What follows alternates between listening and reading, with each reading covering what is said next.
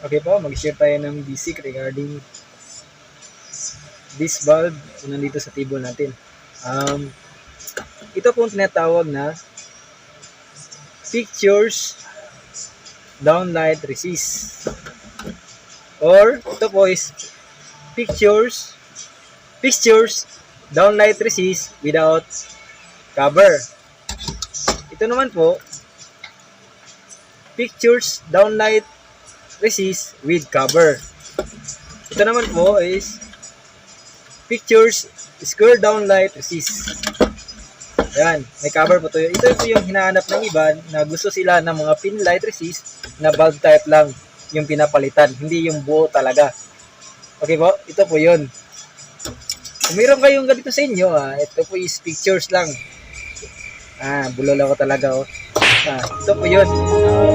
May iba po is, may ibang klase katulad ito. Iba yung klase ng cover niya. Diba? Iba. Ito naman po, bolt yung cover niya. May pa bolt. Pero maganda to.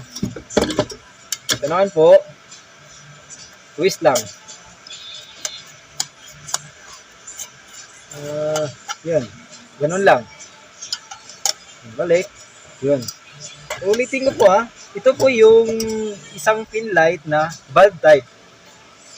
Majority po, tinatawag po itong pin light, bulb type na pin light. Isa po ito. So, bulb type na downlight. Isa to sa sinatawag ng ibang karamihan na bumibili sa mga ganitong klase. Yung pin light na bulb type, downlight na bulb type. Ito na po yun. So, without cover at with cover. Glass po yung cover niya. Ito is 3 mm at ito naman, hindi ko na maalam kung ilang mm to. Parang to. Ito is 3 mm to. Ulitin ko po ito yung palaging hinahanap ng iba na gustong makakasave kasi mura lang ito.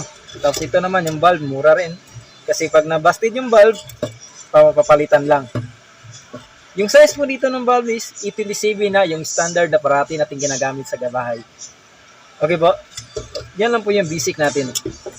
Ito po yung pictures round downlight resist or pictures square downlight resist na with cover na glass at without cover.